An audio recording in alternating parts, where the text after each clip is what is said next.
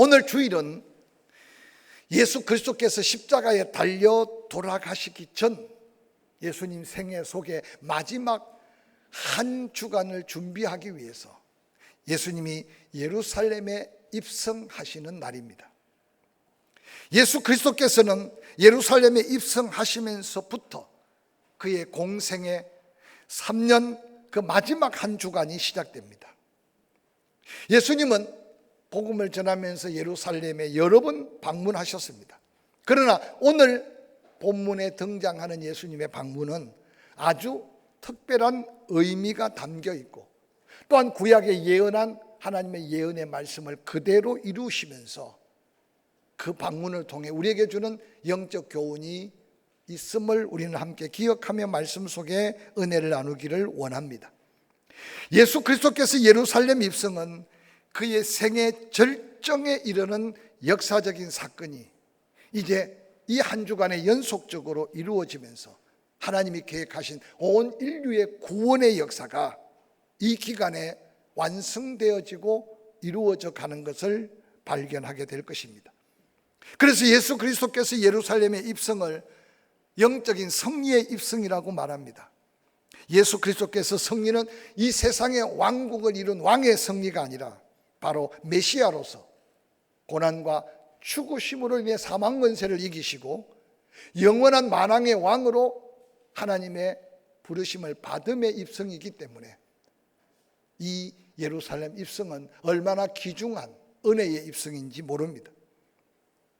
오늘 본문 우리가 함께 읽었던 놀라운 예루살렘의 입성은 온 인류를 구원하기 위해 하나님이 보내신 메시아, 즉 그리스도께서 이제 공생의 기간을 마무리하고 말씀대로 십자가에 달려 죽으시고 다시 부활하실 위대한 역사를 이루는 놀라운 입성이기 때문에 후세대들은 이날을 종려주일이라고 하여 이날을 기념하는 놀라운 은혜의 날입니다. 종려주일은 기독교 역사에 두 가지 상반된 의미를 우리에게 남겨놓았습니다. 그 하나가 바로 영광스러운 예루살렘 입성, 승리의 입성이고 또 하나는 너무나 고난과 죽으심의 고통을 함께 깨닫게 하는 고난의 주일로 인식하고 있습니다. 4세기경 스페인의 에게리아라는 수녀가 예루살렘 성지 순례를 다녀와서 그가 쓴 에게리아의 순례기에 놀랍게도 예루살렘 사람들이 본문과 같이 감람산에 올라가서 종려나무 가지를 흔들면서 주님의 이름으로 오시는 분은 복되도다고 외치며 노래하면서 예수 그리스도의 예루살렘 입성을 기념하는 그 모임들을 무리들을 발견하게 되었다고 기록에 남겼습니다.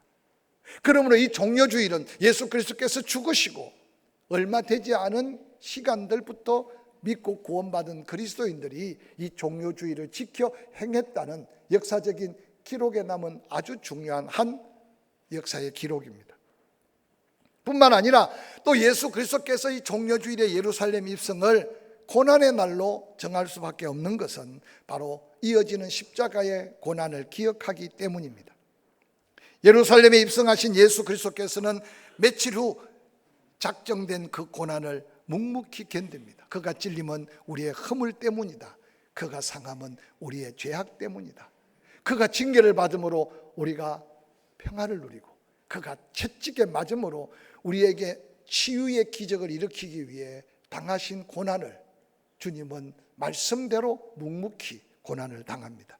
그래서 종려주일이 지난 한 주간을 고난주일로 지내서 그 고난주간을 묵상하게 만드는 아주 중요한 한 주일을 우리는 맞이하고 있습니다.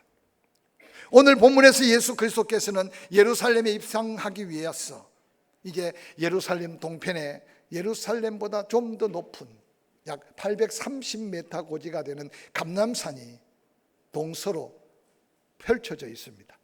그 감람산 기슭에 있는 베다니를 지나서 밭베개에서 이제 나귀 새끼를 찾고 있는 장면을 소개하고 있습니다.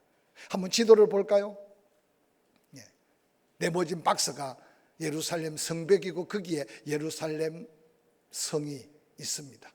그리고 그 동편 깊이 파여 있는 하얀색은 계곡인데 바로 기드론 골짜기입니다. 그래서 그 건너편에 예수님이 자주 들려서 기도했던 곳이 바로 건너편이고, 그 건너편 산이 쭉 펼쳐져 있는데, 이제 여러분의 보면 좌측편이죠, 우측편이네, 좌측편이네요.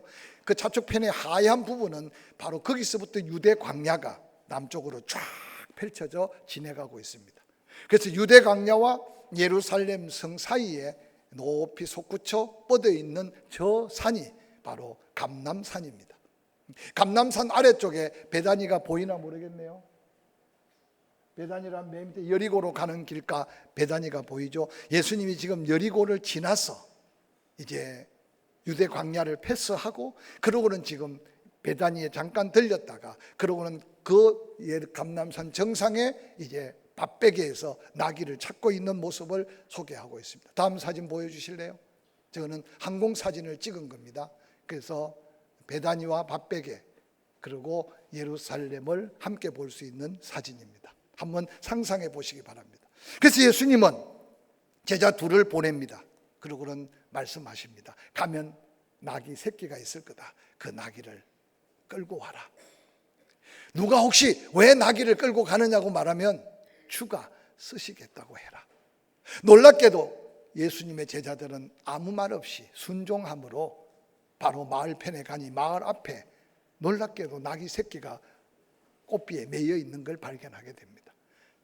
나귀 새끼를 풀고 있는데 아마 그 주변 마을 사람들이, 낯선 사람들이 나귀 새끼 꽃비를 풀고 있으니 무엇 하려고 그러느냐고 물을 때 예수님이 가르쳐준 대로 주가 쓰시겠다고 말하니, 놀랍게도 마을 사람들도 예수님의 그 권위의 말씀 앞에 순종함으로 나귀 새끼를 풀어 끌고 가게 합니다.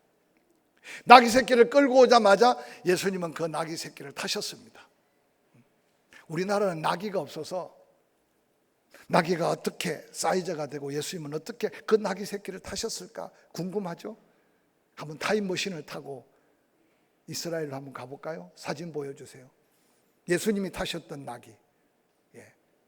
여러분 자세히 보면 앞에 있는 거는 아마 나귀 엄마고 뒤에 있는 게 나귀 새끼일 것 같아. 마태복음에 보니까 나귀와 나귀 새끼를 함께 등장하고 있지만 스가랴서는 작은 나귀, 즉 새끼 나귀라고 말했습니다. 앞에 사진 한 번 더 보여주실게요. 나귀 새끼를 타셨을 때 여러분 어떻게 나귀 새끼를 타셨을까 생각이 안 듭니까? 한 번도 사람을 태워보지 않는 나귀 새끼, 묵묵히 그 무게를 이길 수 없지만 나귀에 순종하는 모습을 한번 상상해 보시기 바랍니다. 지금 예수님의 발이 땅에 닿을까 말까 저 그림을 그린 사람은 아주 재치 있게 그린 것 같아요. 당시에 예수님은 33세 유대의 장정한 청년이었어요. 나귀 새끼를 탔을 때 아마 나귀가 예수님을 태우고 간 건지 예수님이 발도 아마 땅에 끌려가면서 함께 긋고 가지 않았을까 상상해 볼 수 있는 사진입니다. 다음 사진 한번 보여주실까요? 예수님이 영화에 나오는 장면인데 나귀 새끼를 타고 가는 모습입니다. 예수님은 지금 만왕의 왕으로 예루살렘에 입성하시면서 당시에 로마의 황제가 입성하는 모습과 달랐습니다. 다음 사진 한번 보여주실래요? 저 엄청난 군중들, 저 백마를 타고 수많은 환호성을 받으면서 입성하는 당시에 로마의 황제나 장군의 귀환입니다. 다음 사진 보여주실래요? 저 황금 마차에 여러분 그 얼마나 화려합니까?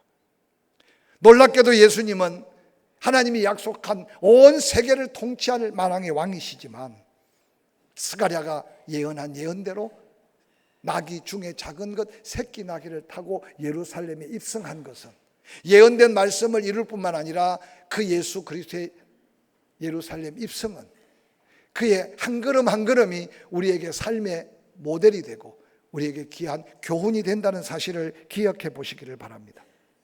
특별히 마태복음 21장 8절 9절은 예수 그리스도께서 나귀 새끼를 타고 입성하실 때 무리들이 앞에서 뒤에서 자기 겉옷을 길에 펴고 나무를 흔들며 소리 지르는데 호산나 다윗의 자손이여 찬송하리로다. 주의 이름으로 오시는 이여 가장 높은 곳에서 호산나라고 외쳤다고 합니다. 수많은 무리들이 외쳤던 호산나라는 말은 히브리어로 호세아나라는 말인데 호세아나라는 히브리어 말이 당시에 그들이 썼던 헬라 말로 호산나라는 뜻입니다. 호산나라는 뜻은, 나라는 뜻의 의미는 지금이라는 말이고, 호산이라는 말은 우리를 구원해 주소서라고 하는 외침입니다.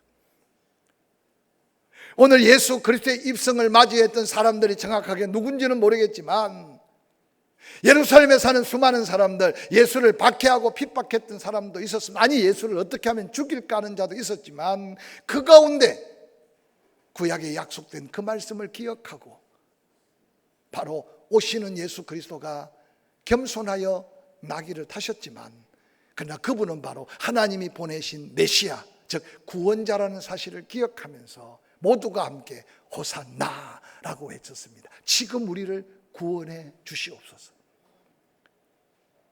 오늘 예수님이 예루살렘에 입성할 때 외쳤던 그 무리들의 외침이 오늘을 사는 우리에게 어떤 의미가 있을까요?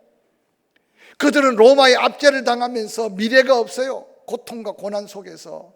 그래서 희미하게 들려온 예언의 말씀 하나를 붙들고 하나님이 보내신 메시아, 구원자가 오시면 우리를 구원한다는 그 희미한 복음을 그들은 가슴속에 품고, 지금 당신이 지금 예루살렘에 입성하시니 지금 우리를 구원해 달라는 탄식이 담겨있는 간구의 외침이 그들이 소리 높여 불렀던 호산나의 찬양이었고 간구의 기도였습니다.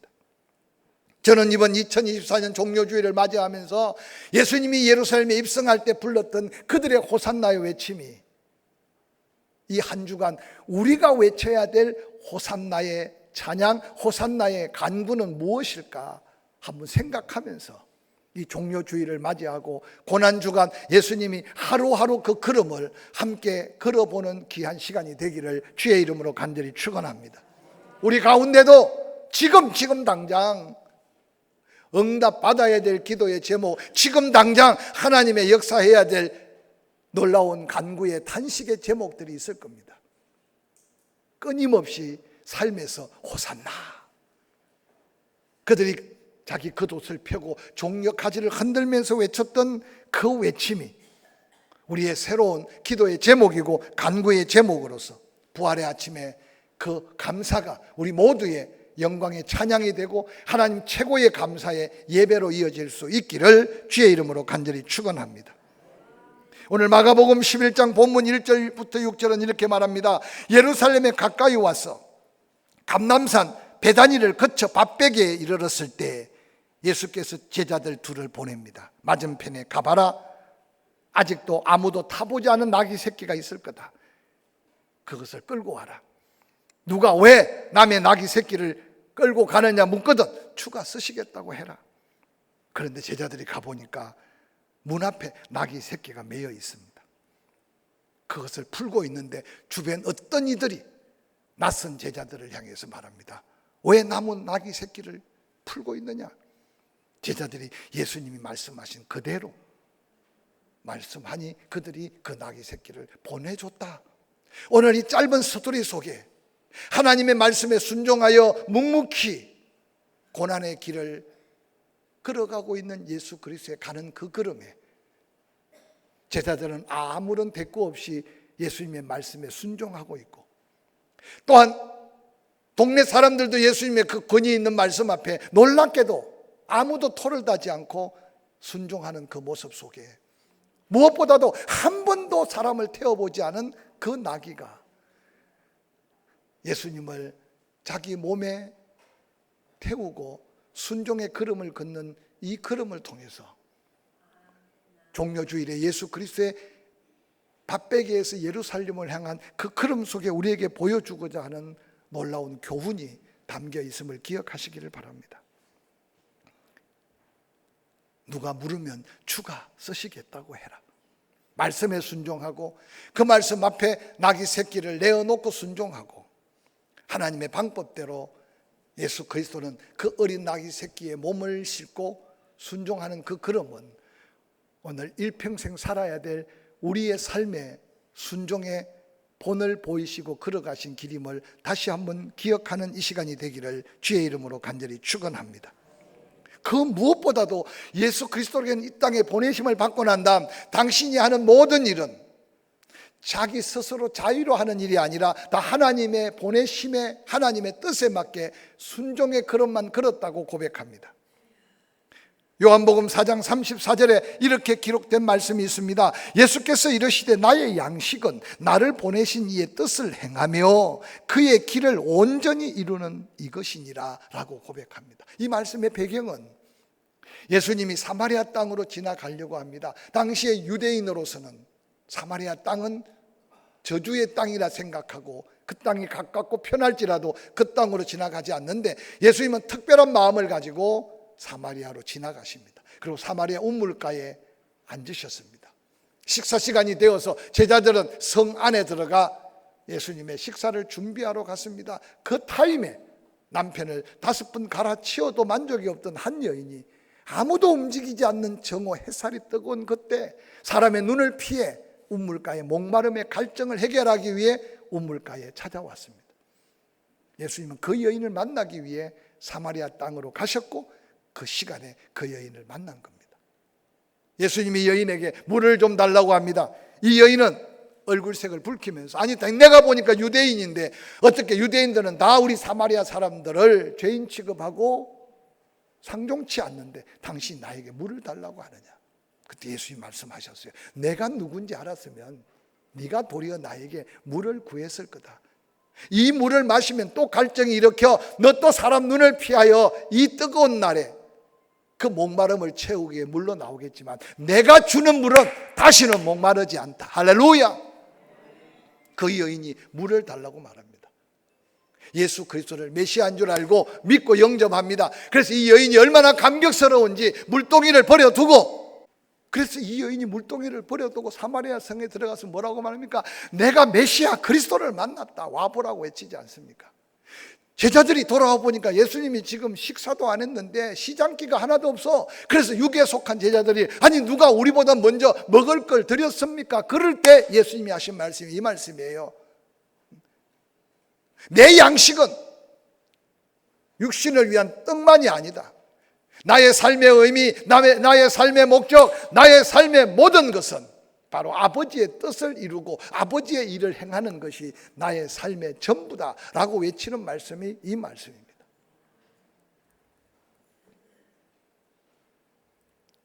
예수님을 골고다 언덕에 기도할 때 대제사장의 군병들이 예수님을 잡으러 왔습니다. 마태복음 26장 55절 예수께서 그 악한 무리들에게 말씀합니다. 너희가 어떻게 강도를 잡는 것 같이 칼과 몽치를 가지고 나를 잡으러 왔느냐? 내가 날마다 성전에 가르치고 너희 가까이 있을 때 왜 나를 잡지 아니했냐? 그러나 너희가 그렇게 칼을 들고 쇠뭉치를 들고 나를 잡으러 온 것은 놀랍게도 선지자의 글을 이루기 위함이니. 그러고는 묵묵히 체포당하고 끌려갑니다. 예수님의 능력이 부족해서 힘이 없어서가 아니라 예수님의 한 걸음 한 걸음 고난의 걸음 속에는 그가 찔림은, 그가 상함은, 그가 징계를 받고 그가 채찍에 맞음은 이미 예언된 그 하나님의 뜻을 한 걸음 한 걸음 이루어 가시는 그 순종의 흔적들을 이 종료 주일을 보내고 고난주간에 한번 살펴보시기를 주의 이름으로 간절히 축원합니다. 특별히 구약 전체가 메시아 탄생, 오실 예수 그리스도에 대해서 말씀하고 계시다고 해도 지나친 표현이 아닙니다.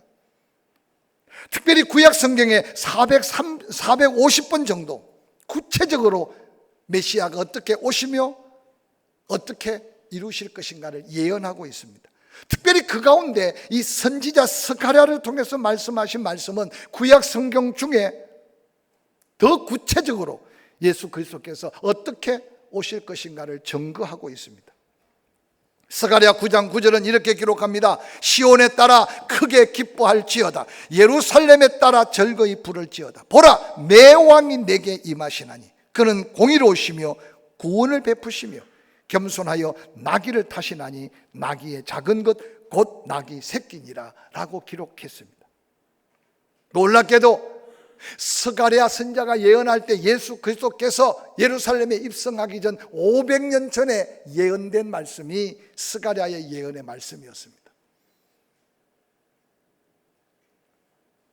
왕으로서 등극이 아니라 말씀대로 아무도 사람을 태워보지 않은 나귀 새끼를 타고 가는 그 예수님의 걸음은 한 걸음 한 걸음까지도 하나님이 말씀하신 그 말씀대로 순종하는 걸음인 것을 다시 한번 기억해 가면서 우리의 삶에 비록 힘이 들고 우리의 삶에 비록 보잘것없어 보이고 우리의 삶에 비록 세상의 영광은 없어 보일지라도 마음과 생각 속의 걸음이 하나님 말씀 앞에 성령의 인도함을 따르는 순종의 걸음을 다시 한번 배워가시는 저와 여러분이 될 수 있기를 주의 이름으로 간절히 축원합니다. 축원합니다. 뿐만 아니라 예수 그리스도께서 겸손하여 낙이 곧 멍에 매는 짐승의 새끼를 탔다고 기록하고 있는 이 말씀 속에 예수 그리스도께서 새끼 낙이 사람을 태워보지 않는 나귀를 타고 가심은 겸손의 왕으로 오셨다는 사실을 온 세상에 증거하는 예수 그리스도의 입성이었습니다. 겸손이라는 국어사전의 보편적인 말은 어떻게 쓰여 있나 한번 봤더니 남을 존중하고 자기를 내세우지 않는 태도, 그게 우리 국어사전에 겸손을 치면 나오는 해석입니다. 남을 존중하고 자기를 내세우지 않는 태도. 예수 그리스도께서는 예루살렘으로 입성하시면서 나귀 새끼를 타시고 들어가시는데 그 이유를 예수 그리스도께서 겸손하심의 모델로 우리 앞에 다가서셨다고 말씀합니다. 스가랴서 9장 9절은 다시 이렇게 외칩니다. 시온에 따라 크게 기뻐하고 예루살렘에 따라 즐거이 노래해라. 보라, 내 왕이 내게 임하신다. 내 왕이 내게 임하신다. 그래서 마태복음에는 다윗의 자손 왕으로 오신 예수 그리스도라고 선포하고 있는 것은 바로 이 예언된 스가랴의 말씀을 그대로 기억하기 때문입니다. 그런데 그는 공의롭다, 구원을 베푸신다. 그런데 겸손하셔서 낙이 작은 것, 특별히 새끼 나귀를 타셨다라고 증거하고 있습니다. 예수 그리스도께서 사람을 태워보지 않은 새끼 나귀를 타신 것은 그의 겸손을 그대로 보여주신 겸손의 본이라고 소개하고 있습니다. 특별히 아무도 사람을 태워보지 않는 그 나귀는 특별한 영적인 의미가 그 속에 담겨 있습니다. 예수 그리스도께서 죽기까지 인간의 몸으로 오신 것도 겸손인데 그것도 죄 없으신 그분이 우리의 죄를 대신 지고 죄인으로 십자가에 죽기까지 낮아진 것은 바로 겸손의 아름다운 본을 보이시며 그 십자가를 지셨음을 기억하시기를 바랍니다. 그래서 훗날 사도 바울은 예수 그리스도를 믿는다면 너희 안에 이 마음을 품어라.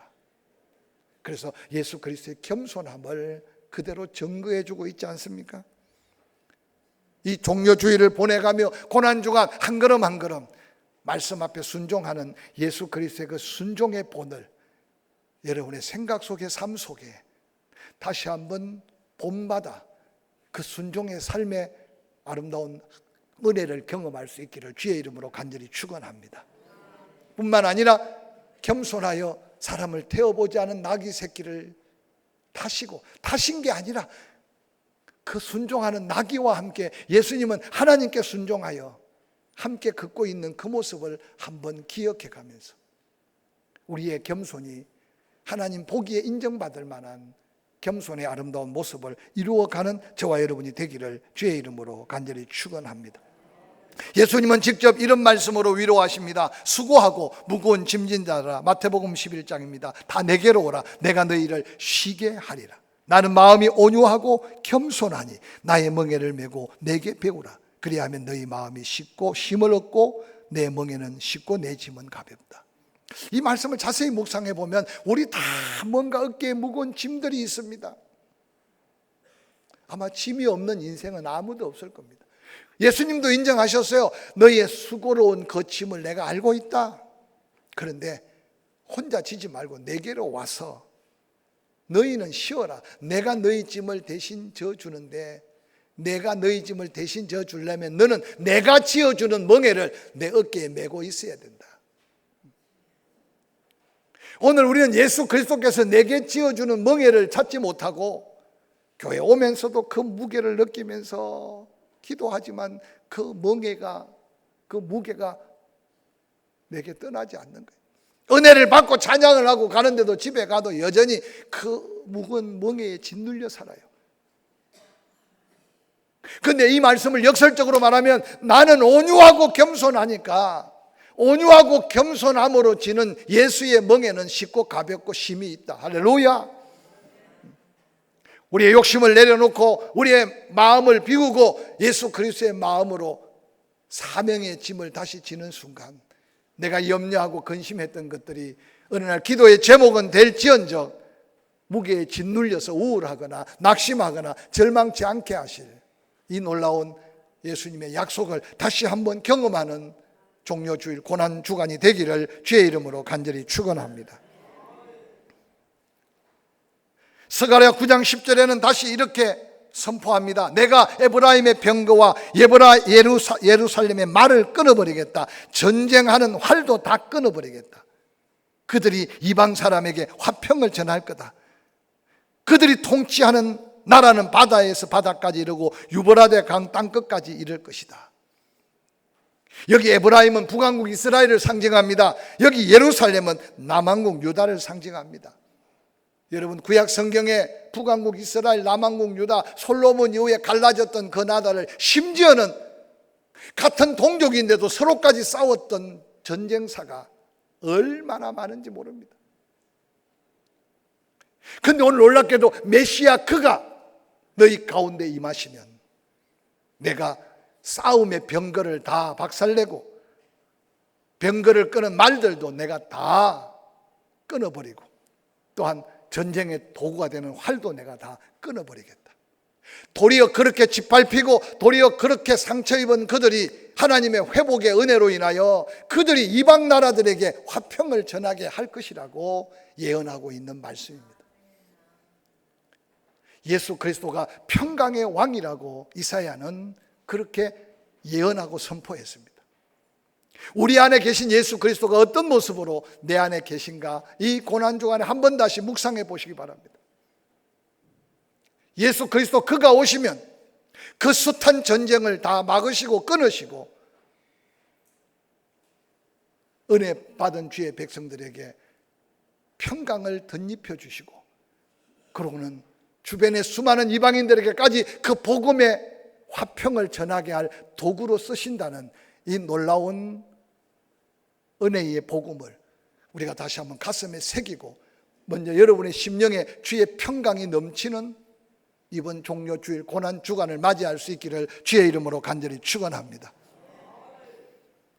이사야가 예언한 대로 예수 그리스도의 십자가의 고난은 우연이 아닙니다. 그가 찔림은 우리의 허물, 그가 상함은 우리의 죄악, 그가 징계를 받음으로 우리가 평안을 누리고 그가 채찍에 상처 입고 찢어지는 고통으로 너희의 모든 질병을 고치시길 위함이라는 이 약속이 나에게는 어떤 믿음으로 다가오는지 고난주간 최소한 예수 믿고 구원받았다면 육체가 고달프고 삶이 힘들더라도 이 고난주간 새벽만큼은 한번 깨워서 그 흔적의 은혜를 내 삶에 한번 다시 경험하고 예수 그리스도의 그 놀라운 화평의 본을 보이신 그 평강이 내 안에 찬송의 제목이 되고 감사의 제목이 될 수 있기를 주의 이름으로 간절히 축원합니다. 언젠가도 제가 설교할 때 말씀드렸지만 전 세계에서 가장 전쟁의 위험이 도사리고 있는 나라가 바로 조국 대한민국이라는 걸 여러분 아시잖아요. 지난 세월 얼마나 전쟁의 위기 속에서 젊은이들이 얼마나 많이 전쟁도 아닌 전쟁 속에 생명을 잃어버리지 않았습니까? 그런데 오늘 우리가 누리는 평안은 어디에서 왔다고 생각합니까? 정치를 잘해서? 군인들이 잘 지켜서? 너무 놀라운 것은요, 소련이 우크라이나를 침공한 것은 우리의 정상적인 생각으로 생각할 수 있습니까? 그들이 땅이 좁아서 땅이 필요해서, 그들이 지하 자원이 모자라서 그 지하 자원이 욕심이 되어서, 아니 그들끼리 싸우는 건 괜찮아요. 그들이 가지고 있는 포탄들을 다 쏟고 난 다음에 놀라운 것은 북한의 그 많은 무기들, 북한의 그 많은 폭탄들이 무엇을 위해, 누구를 위해 쓰려고 모아놓은 겁니까? 그에 상응해서 우리도 방어를 해야 되니까 이 나라 이민족 그 많은 무기들, 그 많은 포탄들 무엇을 위해, 누구를 위해 준비해 놨습니까?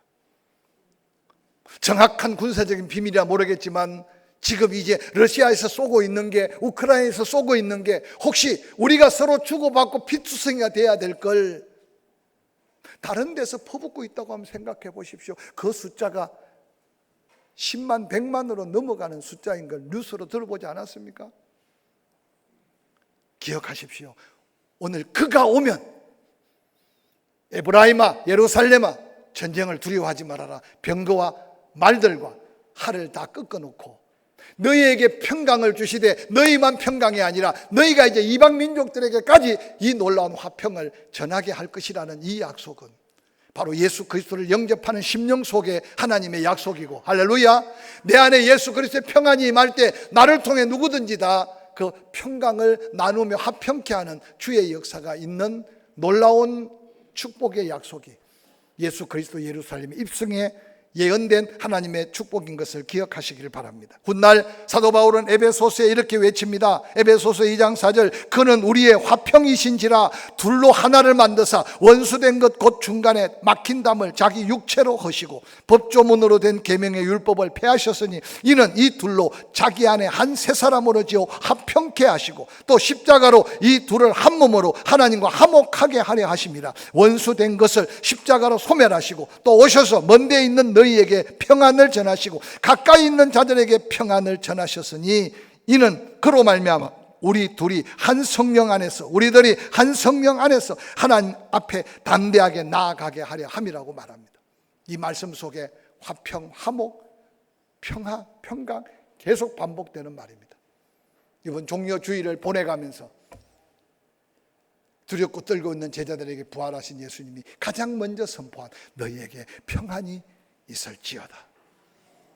여러분 심령에, 가정에, 이 민족 위에 필요한 예수 그리스도께서 종려주일 예루살렘 입성의 본을 보이신 순종의 본, 겸손의 본, 이 화목케 하는 화평의 본을 우리 삶에 다시 한번 확인하고 우리도 그 본을 삼아 남은 생에 묵묵히 내게 준 십자가를 지고 주를 따를 수 있기를 주의 이름으로 간절히 축원합니다.